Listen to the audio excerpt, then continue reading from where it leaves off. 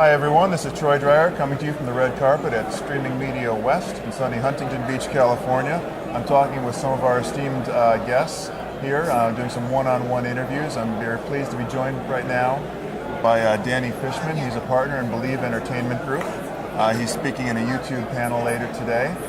Danny, tell me a little bit about what Believe Entertainment Group is. Yeah, so Believe is a studio for original programming and for digital platforms. So we are a company that we develop, we finance, we produce, we market and distribute, and we integrate brands into all different types of shows, everything from an animated series we do with LeBron James called The LeBrons, that lives on Xbox and YouTube, to a Guys Knowledge game show that we do with Jay Moore called Money Where Your Mouth Is, that lives on Hulu. We leverage YouTube, Hulu, Xbox, AOL, Meredith, all different sort of new medium platforms, depending on the nature of the content and the programming, and in turn the brands involved. Nice. So YouTube is a significant distribution channel for you, right? Yes, absolutely. What kind of things do you do for YouTube? What do you target to YouTube? Specifically, we like to leverage YouTube with the programs and with the talent that really has a built-in audience there. So as an example, we have a project called In the Booth, which is a docu-reality series that we do with Tiesto.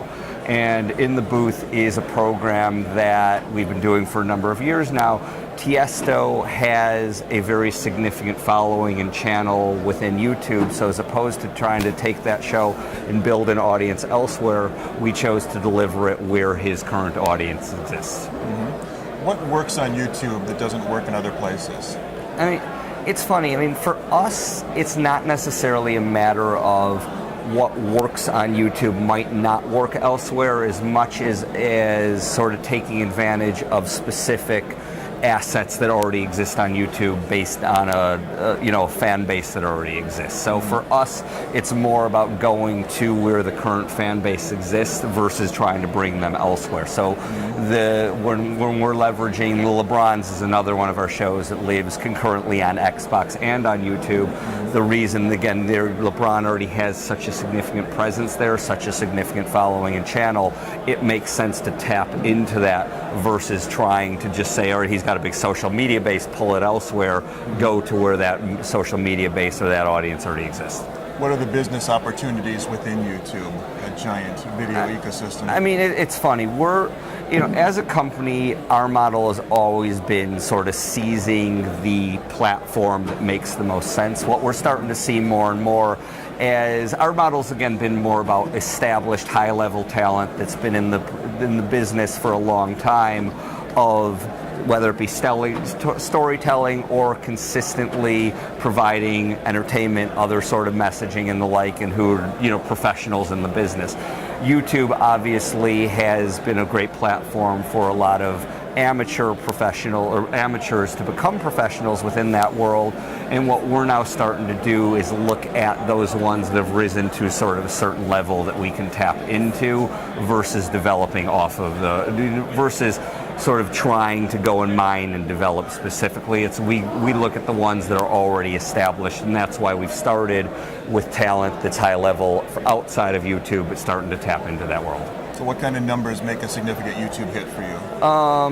From a number of subscribers standpoint, in the couple of million subscribers. From an overall viewership standpoint, in the tens of millions of views. That's a big hit for anybody. Yeah. It's finding those that already have audiences that we can tap into, that already have. I hate to say we get to cheat a lot off of that, as opposed to trying to go and build an audience from scratch. There's a lot of people that have put a lot of hard work into building their audiences, and then we're able to capitalize on that. You're starting the race very close to the finish line. 100%. Although there's still quite a way to go, man.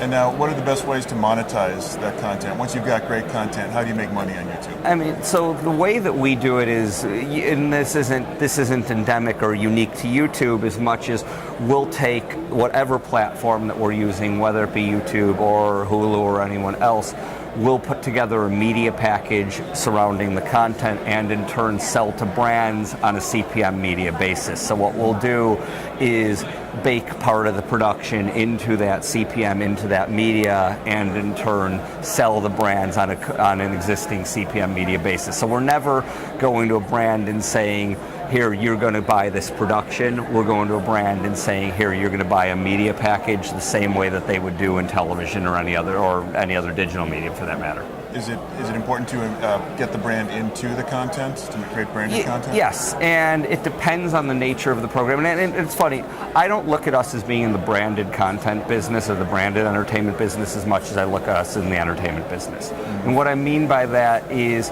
our order of operation isn't start with a brand and build something for them. Our order of operation is start with talent, start with an audience, start with a story that we want to deliver to that, build that, set up the distribution, and then go to brands, but still offer them integration opportunities into the shows. And some of that sounds like semantics, but it really is a major fundamental difference when it comes down to it. Mm-hmm. But then still offering integrations into the programs. I mean, we've gone as far as writing characters into the LeBrons for some of the sponsors to doing some really cool stuff for 7-Up with in the Booth project we're doing with Tiesto, doing a whole Bubble Up campaign within where Tiesto is mentoring young DJs and the like, and rise up, bubble up to go with the 7-Up message within that. So not just littering it with a bunch of products, as much as finding something along with the story that we're trying to tell that goes along with that. That's just a better ride for the product.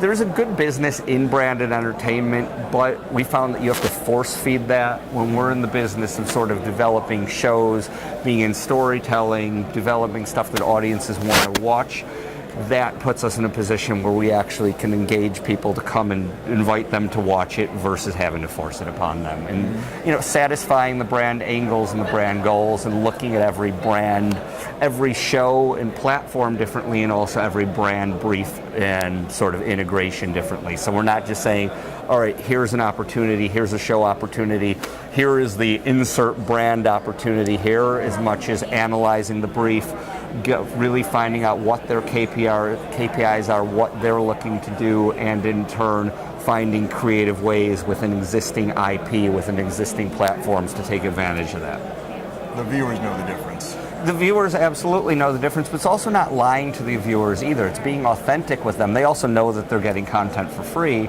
so giving them the content for free, but in a more permissive basis with integrating the brands in a more respectful way. And then even, using the talent as surrounding advertising components, and having the talent let you know that the show is brought to you by so-and-so brand, and then in turn just gives greater permission for that brand to be involved in the content. Well, terrific. That sounds great. And Danny, thank you so much for joining me here on the red carpet. I really appreciate it.